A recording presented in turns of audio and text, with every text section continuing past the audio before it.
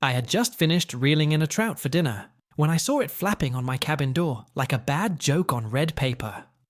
A notice screaming in bold letters that I had 72 hours to vacate the property or face legal action from the Homeowners Association. The kicker, I wasn't part of any HOA. My name was carved into this land generations before they even thought of paving the parking lot they held their pancake breakfasts in. I laughed. Not because it was funny, but because it was the kind of absurd that makes you wonder if someone spiked your morning coffee with nonsense. It had to be a mistake, a clerical hiccup. Maybe someone thought I was squatting. But then I saw the signature at the bottom of the letter. Karen Whitlock, HOA President. And I knew immediately this wasn't a mistake. This was a declaration of war. The irony didn't hit me gently. I built this cabin with my late husband back when the lake didn't even have a proper name. The water would kiss the bottom step of our porch during spring melt. We raised kids here, buried a dog under the birch tree out front, and watched as the world outside got noisier while this place stayed still. And now some overzealous woman, with an embroidered name tag, thought she could evict me with a cheap printer and a copy of bylaws that didn't apply. I tucked the notice in my coat pocket and walked to the lake. It was unusually calm that morning, the kind of still that made you feel like time had paused for a breath. A pair of ducks drifted by, indifferent to the storm brewing on dry land. That's when I remembered Grandpa's words. Years ago, he told me, "Lena, land only matters when other people realize they want it." At the time, I thought he was talking about city developers or mineral rights.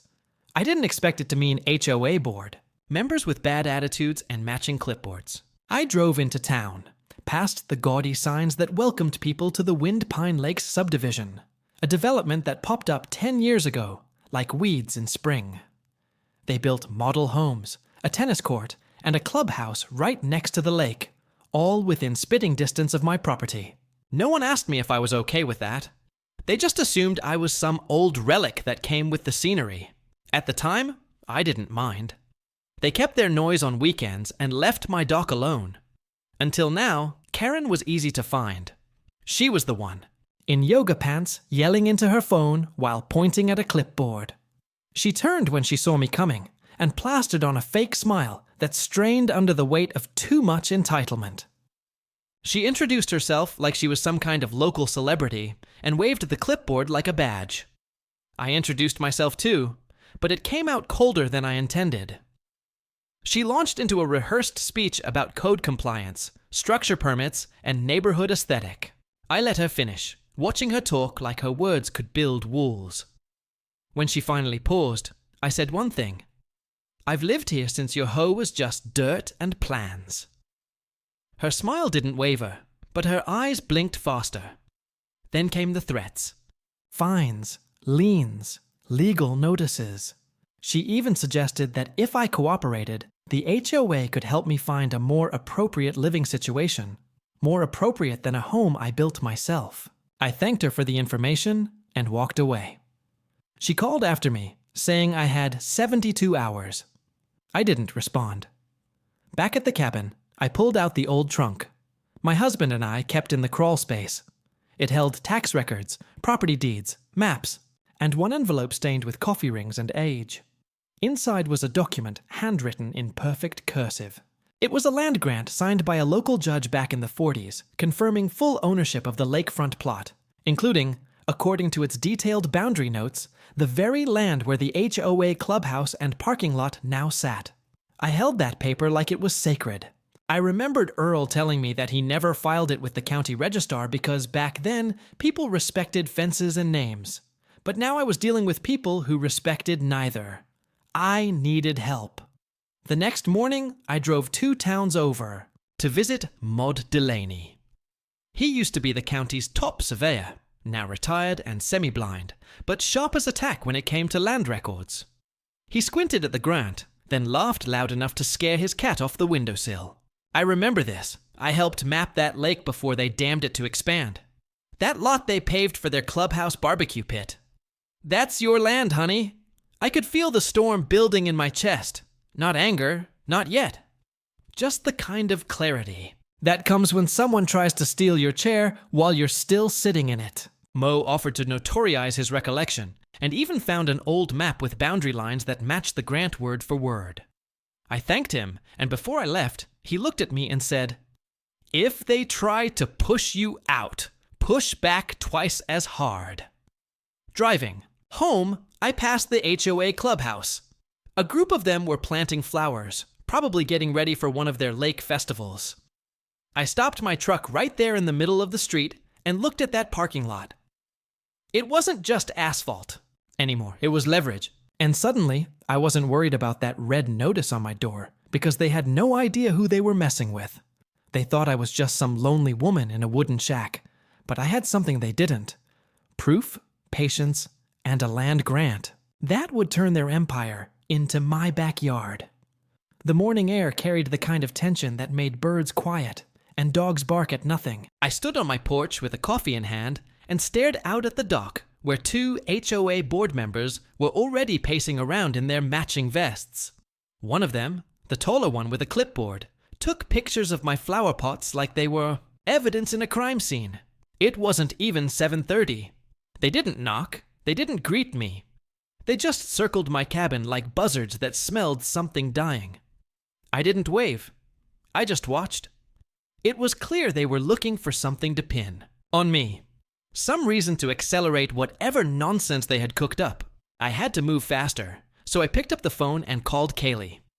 She was the daughter of my high school friend, and fresh out of law school with a license that was still warm from the printer. I knew she didn't have decades of experience, but I also knew she had something more valuable for this kind of fight: hunger. She picked up after 2 rings, her voice already sharp and alert like she had been waiting for the call. I told her I had a land grant, old but legally sound, and that a suburban HOA was trying to evict me from my own property. She didn't laugh. She just asked when I could come by with the papers. I drove to her office, a small brick building squeezed between a laundromat and a closed pizza place. It smelled like new carpet and cheap coffee. She greeted me with a firm handshake and eyes that scanned like lasers. I handed her the grant and the envelope. She took her time reading it, tracing, her finger along the cursive script like she was deciphering a spell. When she looked up, she smiled in a way that made me sit up straighter. She said this grant was not only valid, but detailed to the inch. It outlined not just my cabin's land, but the entire stretch of shoreline that ran behind the newly built HOA clubhouse and the lakefront parking lot they had paved last year. Kali explained that if we could get Mo's statement notarized and match this grant to county-level maps, we could file a quiet title action that would shake the foundation of their authority. I asked what a quiet title action was. She said it was a lawsuit to establish ownership of property when someone else is trying to claim it. I liked the sound of that. We drove straight to the county records office with the Grant Mo's map and a thumb drive filled with old aerial photos Callie had pulled from online archives. The clerk behind the desk raised his eyebrows when he saw the handwritten grant. He brought out a dusty ledger from the back room. After flipping through pages with cracked edges, he found an entry from 1946 that matched the grant exactly. No, digital record existed because the original owner, my grandfather, had filed it before the county switched to electronic documentation. The clerk said it was rare, but not unheard of. I asked if that meant I still owned it.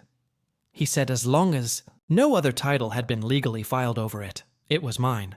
And that evening, I returned to the cabin with a box full of copies, affidavit, and legal paperwork. As I walked up my porch, I noticed a brand new notice pinned to my door. This one was yellow and thicker, more official looking. It stated that my cabin had been found in violation of HOA Covenant 4B regarding unapproved exterior structures, and that fines would begin accumulating at $500 per day, starting immediately. There was no signature this time, just a stamp that said, HO, Enforcement Division. I laughed loud enough to scare a squirrel off the porch railing. Enforcement Division. They were really playing pretend now. I called again and told her about the new notice. She asked me to take a picture and email it to her, which I did. She called me back 5 minutes later and said she had already drafted a cease and desist letter. She was filing it with the county first thing in the morning. She also told me not to engage directly with any HOA members until we had a court hearing scheduled. I asked if that included throwing a tomato at them if they tried to measure my porch again. She didn't say no. She just told me to use my judgment. The next morning, I noticed something strange. One of the HOA board members, a man named Doug, was standing near the boat ramp, scratching his head and staring at a set of laminated signs. They were new, bright red, and posted every 10 FT along the shoreline. No trespassing HOA property.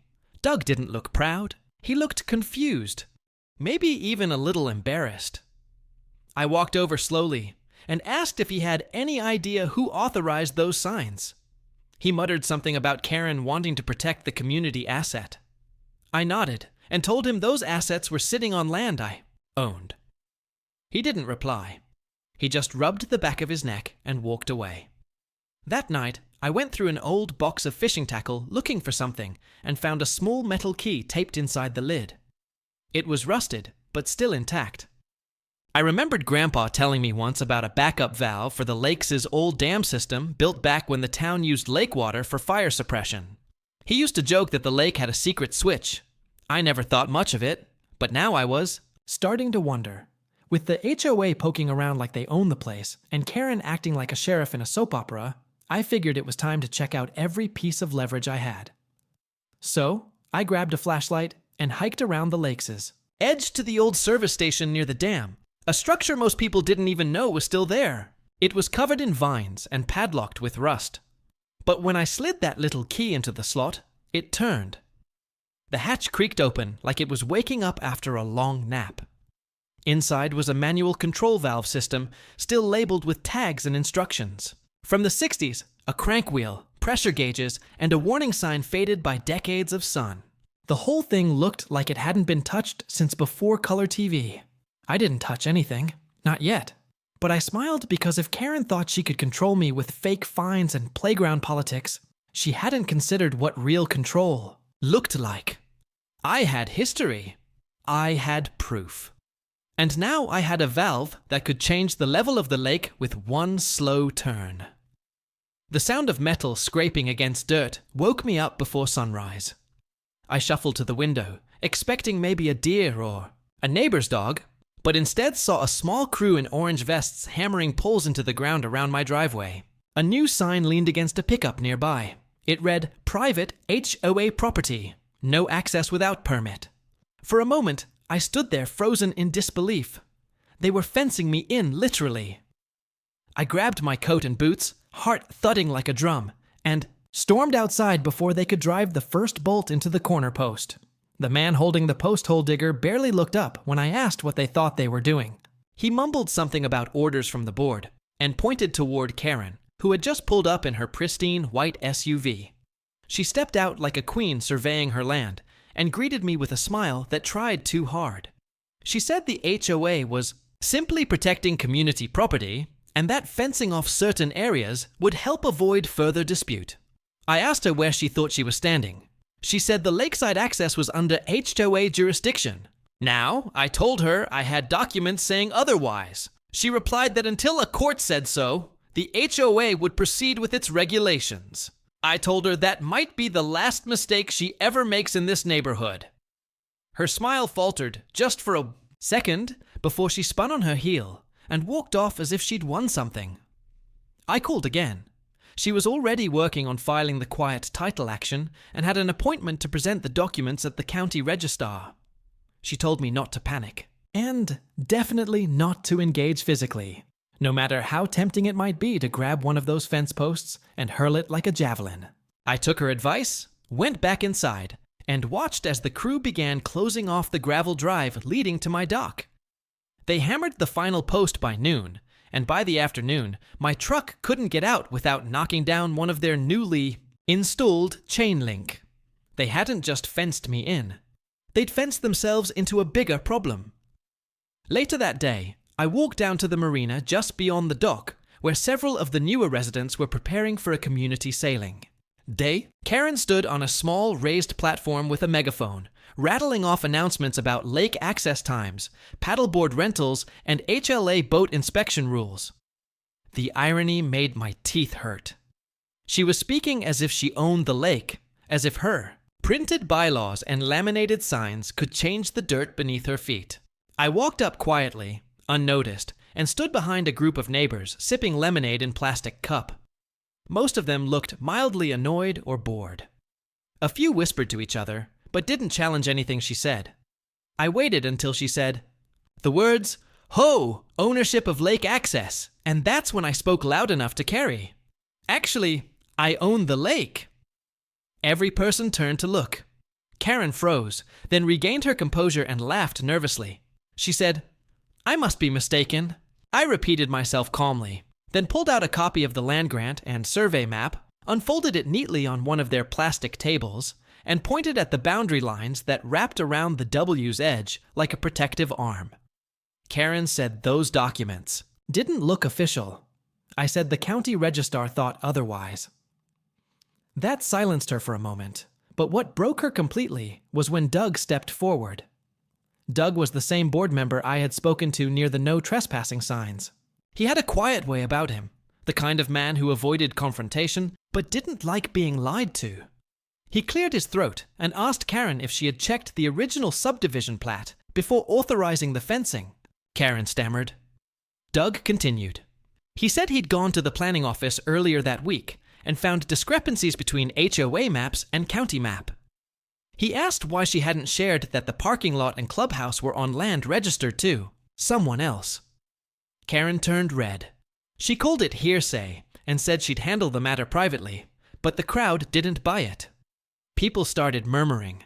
Someone asked if their HOA fees were even going toward legal expenses. Another person asked if their dock permits were valid. The whole meeting unraveled faster than a cheap rug in a hurricane. That night, I went through an old filing box and found something else. A set of photocopied blueprints from a decade ago, when the HOA applied to expand their clubhouse. It had been submitted to the zoning board and rejected because they lacked verified ownership of the land behind the original parcel. Somehow, that project still went forward.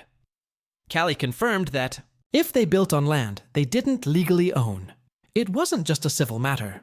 It could qualify as fraud. I decided to walk the property boundary at dusk, tracing the lake's edge with a flashlight, and my old dog Charlie limping along beside me.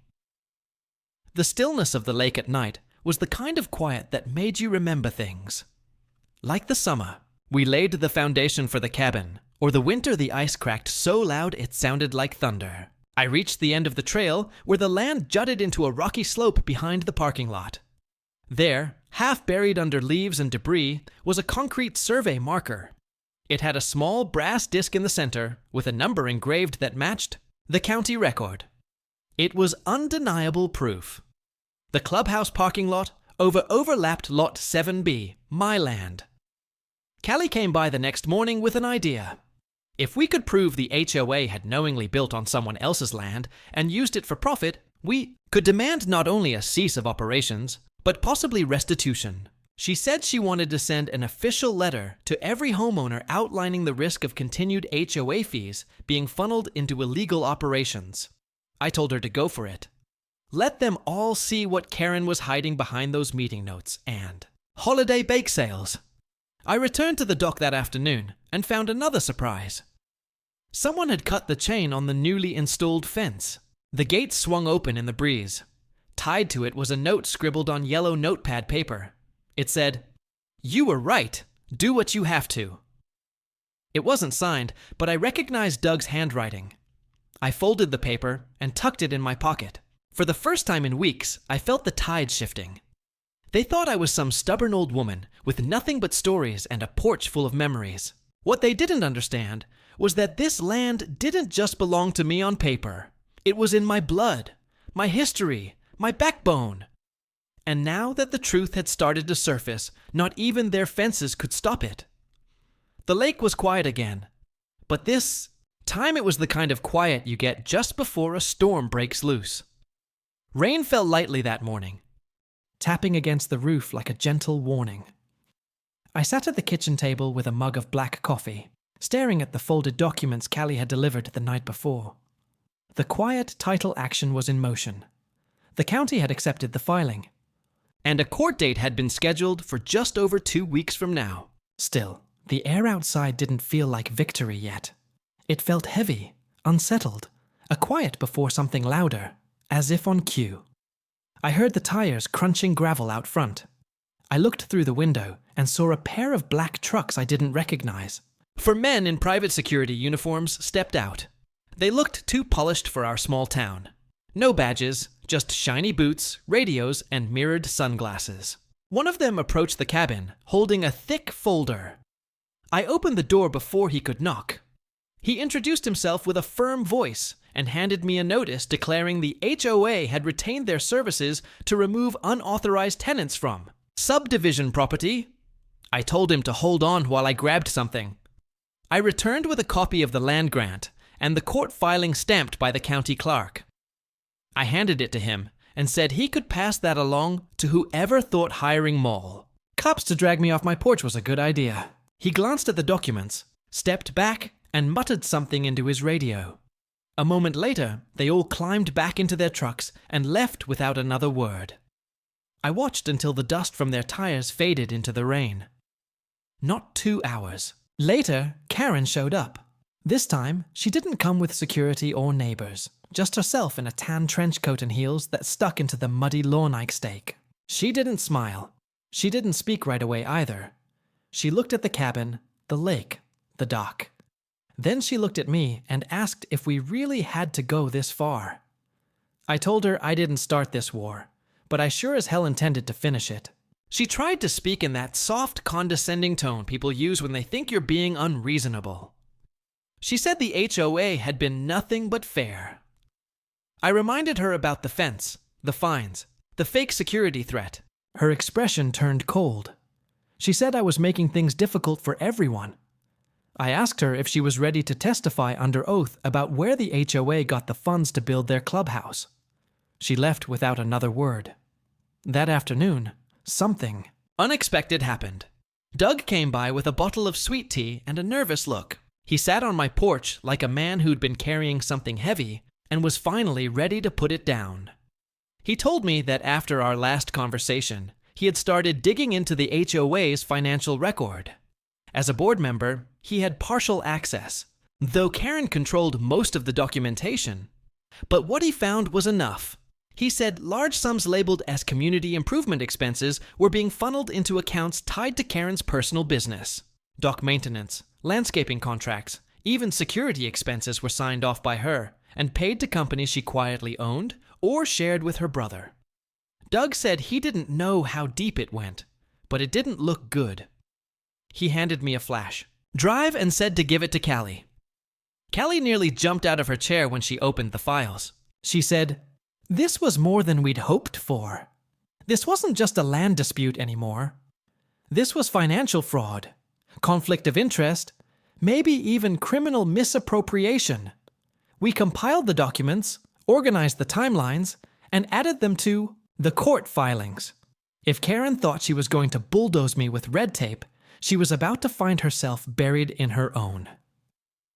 The next morning, I woke up to find the water level in the lake had risen several inches. At first, I thought it was just the rain, but then I remembered the old dam system and the key I had found. I walked down the trail to the valve station just to check. It was untouched. No signs of tampering, but something else caught my eye. One of the HOA signs had fallen. Its wooden post splintered like it had been kicked. Picked it up and tossed. It in a pile near the bushes. Then I noticed the path behind the clubhouse had fresh tire marks. I followed them out of curiosity and found something I hadn't seen before. A temporary dock had been built just beyond the regular one, likely to accommodate overflow boats for their events. It extended right into the section of the lake that sat firmly on my deed. I took pictures and sent them to Callie. She replied almost immediately and said this was perfect timing. The more we could show the HOA had expanded its operations onto land they didn't own, the stronger our case would be. She also said she'd reached out to a local reporter who was interested in covering the story. not just the land dispute, but the wider issue of HOA abuse and power misuse. I wasn't sure I wanted the attention, but part of me knew this story needed daylight. Words started to spread fast. Neighbors who had once stayed silent began stopping by to ask questions. One woman told me her property taxes had jumped dramatically after the HOA installed lighting around the lake, even though she had no lights on her parcel.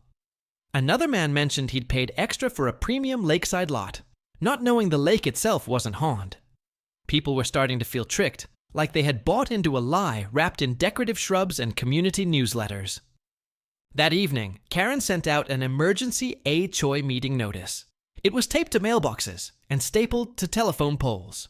The meeting would be held at the clubhouse, open to all homeowners, and promised to address the growing concerns about land ownership and financial transparency. I knew it was damage control. She wanted to get ahead of the storm before it broke in court, but it was too late for that. The tide had already turned. I spent that night going through old photos with a cup of tea in my lap. Pictures of my husband and I building the cabin. My kids jumping off the dock in summer. Even one of Grandpa Earl sitting in a canoe holding a fishing pole and grinning like a boy. That land was more than dirt and trees. It was legacy, memory, and sweat. It was family, and they had tried to write it off like a line in a budget. The storm came with the morning. Not rain this time, but something heavier. Truth, evidence, witnesses. I didn't know what the meeting would bring, but I knew one thing with certainty. I wasn't the one who should be worried. Not anymore. The clubhouse parking lot was already packed when I pulled up in my old truck. Folks had shown up early, probably more curious than concerned. But the mood was different this time. There was no cheerful greeting committee or lemonade stand out front. Just quiet conversations and glances that lingered too long. People stood in small groups whispering to each other with folded arms and cautious eyes. Some had printouts in their hand. Others had clipboards. I could feel it before I even stepped out. The ground was shifting. Karen stood near the entrance, wearing a bright blue blazer like it was armor. She forced a smile when she saw me and said she hoped I would keep things civil. I told her the truth would do all the talking. Inside the room buzzed like a beehive.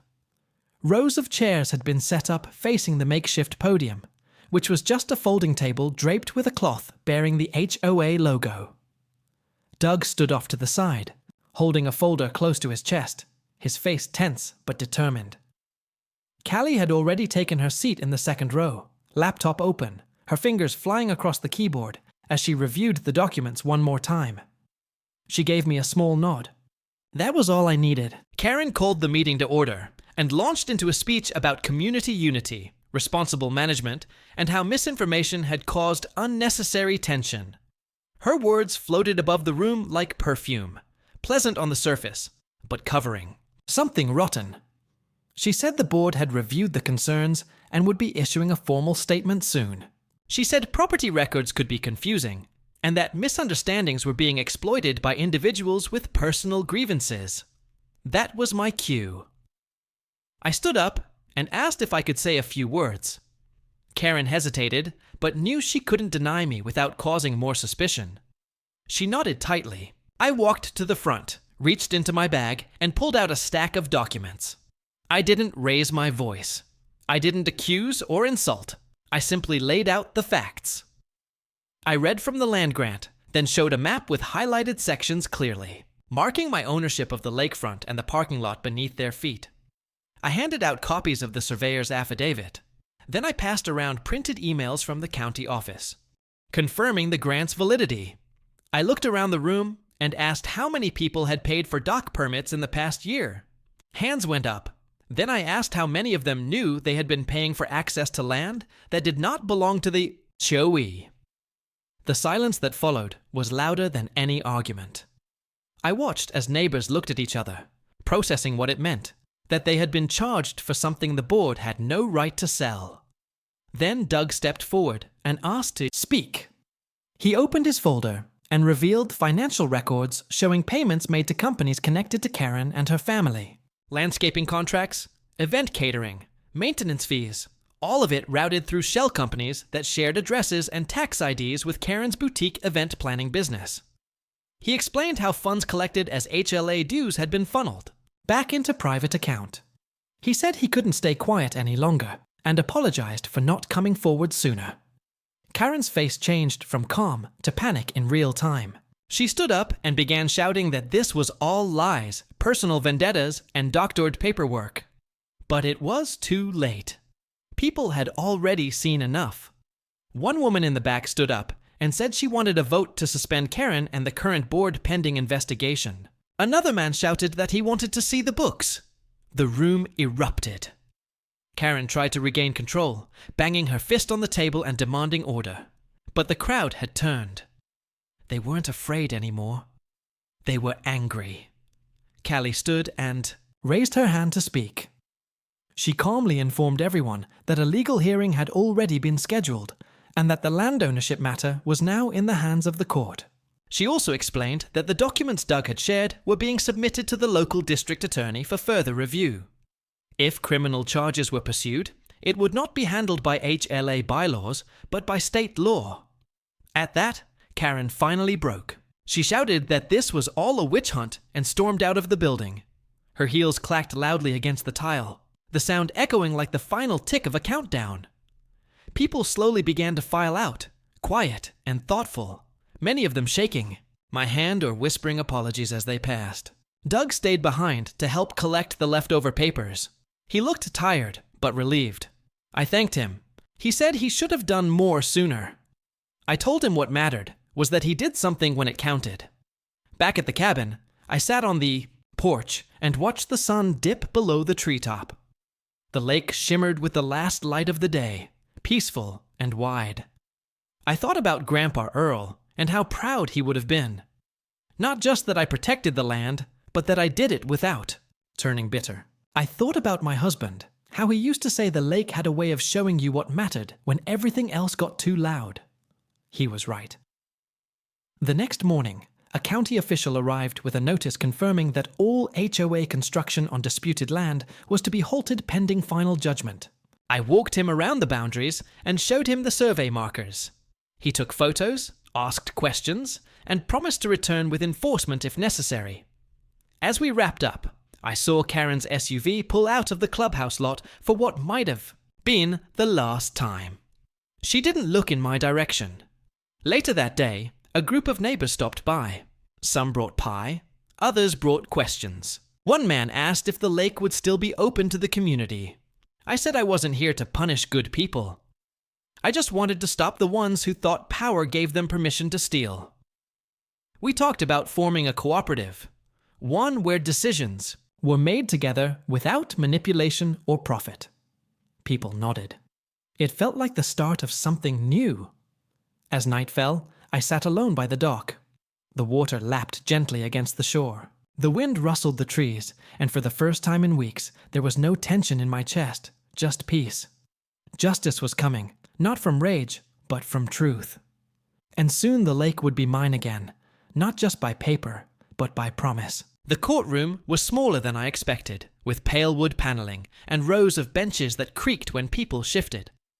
It didn't look like the kind of place where decisions could change everything, but I knew better than to judge by appearances. Callie sat beside me at the plaintiff's table, her notes stacked in neat columns, her expression calm but sharp.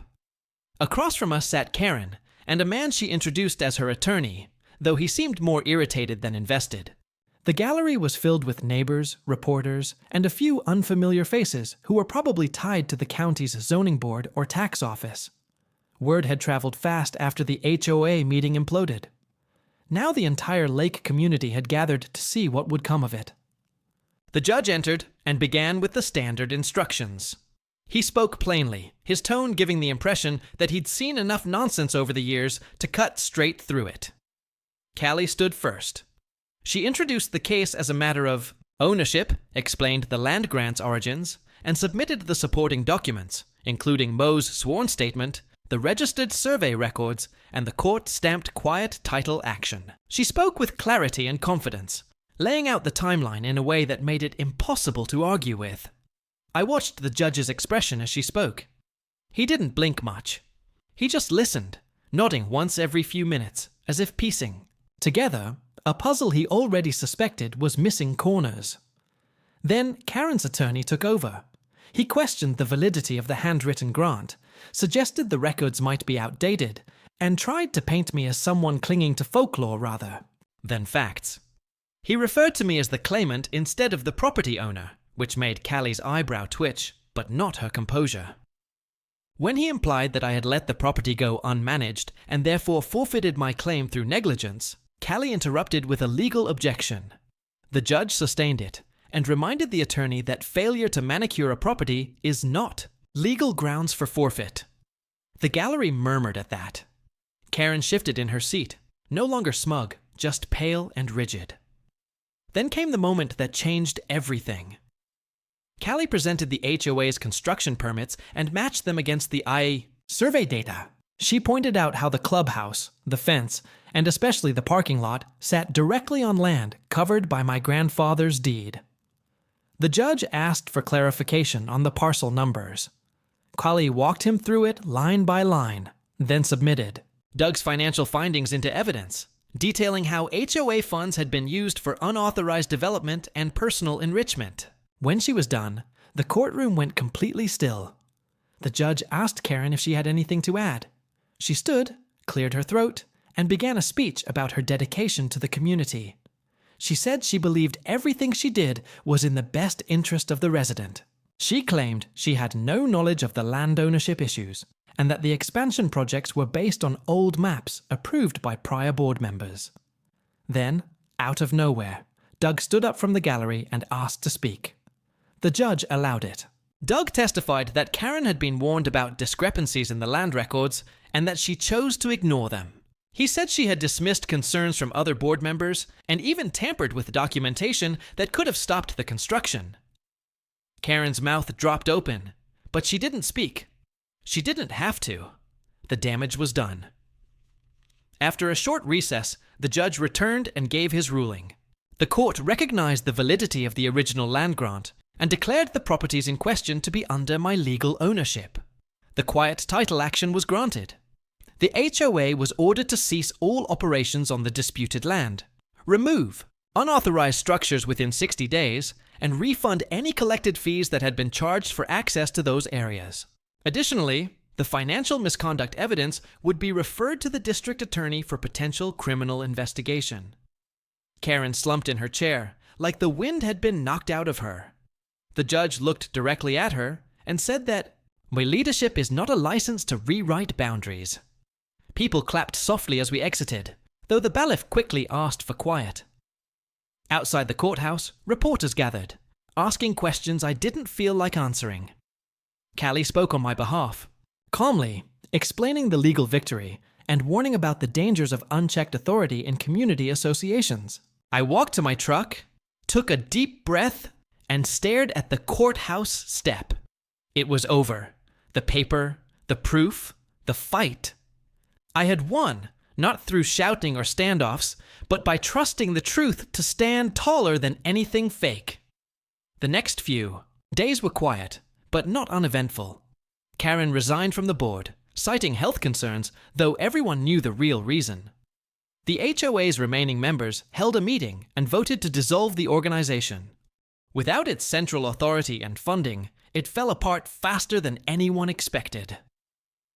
The clubhouse was locked, the sign at the entrance to the subdivision removed, and the no trespassing placards were quietly taken down one by one.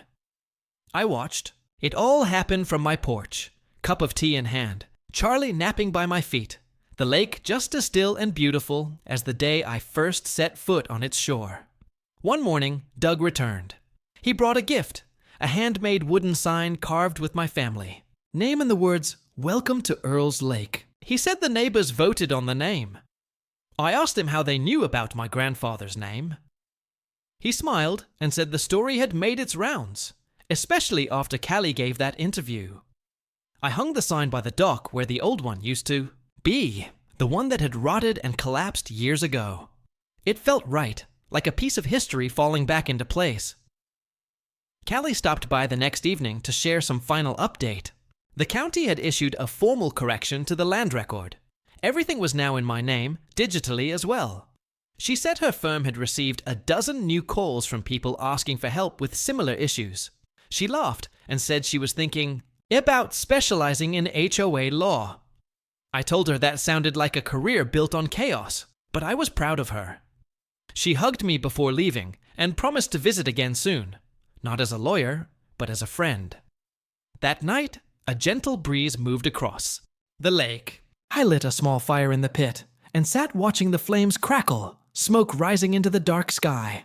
I thought about all the battles people fight just to hold on to what's rightfully theirs. Some win quietly, others take the long road. I had taken both. But the best part was knowing I never gave up. Not when they fenced me in, not when they threatened me, not even when it looked like the system might fail me. The land was mine, not just because of a piece of paper, but because I refused to let it be taken, and that made all the difference. It had been 2 weeks since the court ruling, and the lake had never looked more peaceful. The sun glinted off the water like it was winking at me. I sat on the porch with Charlie snoring softly beside me, my hands wrapped around a warm mug, while the sounds of early summer drifted in from all directions. There was laughter near the dock as a few neighborhood kids skipped stones and chased each other barefoot along the shoreline. A man was fishing just off the edge, his line lazily bobbing in the calm water. For the first time in a long while, it felt like the lake belonged to everyone again. Not just in theory, but in spirit.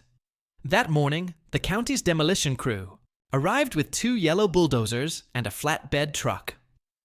One of the workers, a tall man named Dennis, walked up the steps and tipped his hat before speaking. He said they were here to begin removing the illegally constructed fencing and any other unauthorized HOA structures as per the court order. I pointed them to the map I tacked to the side of the porch, marked with the surveyed boundaries. Dennis studied it carefully, then nodded and got to work. The low rumble of the bulldozer's engine rolled across the property like a drum beat of closure. The metal gate that had blocked my driveway was the first to go. It crashed to the ground in one clean sweep, and I couldn't help but smile.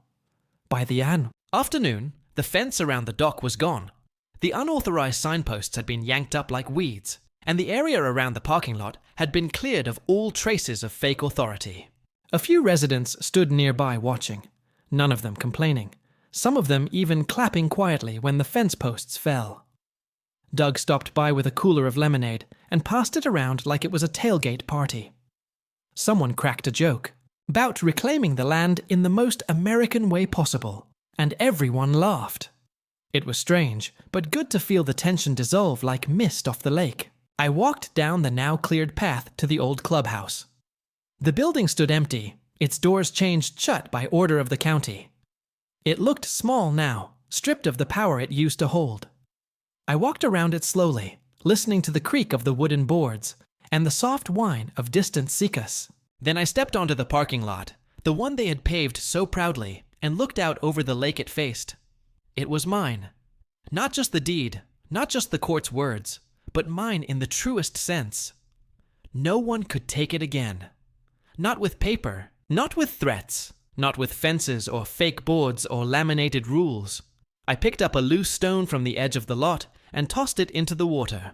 It made a perfect ripple that spread wide and vanished. That evening, the neighborhood came. Together without anyone asking them to. People brought food and folding chairs. Kids ran with sparklers while adults grilled burgers and told stories. Callie showed up in jeans and a flannel shirt, her laptop finally left behind. She hugged me and said, "This was the best kind of justice, the kind you could feel in the air." She told me the district attorney had officially opened an investigation into Karen's misuse of HOA funds. And while no arrests had been made yet, things were in motion. Karen had left town quietly the week before. Her house had a for sale sign in the front yard, and the blinds drawn on every window. As the sky turned, from pink to deep blue, someone brought out a speaker and played old country songs. We danced near the dock, laughing at how offbeat we were. Doug gave a toast, simple and honest. He said to the woman who reminded us that land doesn't forget its owners, and that some battles are worth every step. People clapped and cheered. I stood there, cheeks warm, heart full, knowing that every ounce of frustration, fear, and fury had been turned into something solid, something no one could erase. Later that night, after the crowd had gone home and the lanterns had been packed away, I sat alone by the water again. Charlie snored beside me as usual. The moon cast a silver trail across the lake, and the trees rustled gently like they were telling secrets. I thought about everything that had happened. The fake notices, the fences, the shouting, the courtroom. I thought about Grandpa Earl, about the way he used to whistle while casting his line into this very lake. I remembered how he once said that the land doesn't just belong to us, we belong to it. I understood now what he meant. This wasn't just a cabin or a lake or a boundary line. It was legacy memory, a promise kept across generations. The next morning, I painted a sign to post near the dock. It read, "Calm Community Access. Welcome by invitation of the owner." Underneath, in smaller letters, I added, "Be kind to the land and to each other." People smiled when they saw it. A few laughed. One woman even asked if she could get a copy to hang on her fence. I told her she could have the whole saying, no charge.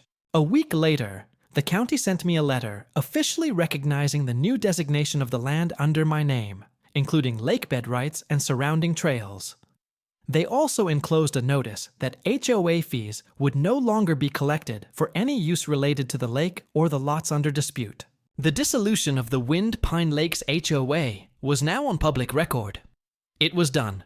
Finally, completely done. I looked out over the lake one last time that evening, just as the sun dipped below the trees. The water shimmered calm and open. No signs, no guards, no one claiming what was not theirs. Just peace. I leaned back in my chair, stretched my legs, and let out a long breath I felt like I had been holding for months. Charlie gave a soft grunt, nudging my hand with his nose. I scratched behind his ears and whispered, "We kept it safe, didn't we, boy?" He gave a tail thump in reply. In the end, I didn't win because I shouted louder or had deeper pockets. I won because I knew what was right and held on to it with everything I had. I had history. I had heart. And most importantly, I had the truth. The lake was mine. The land was mine. And now it was finally free again. Quiet, still beautiful, just the way it was always meant to.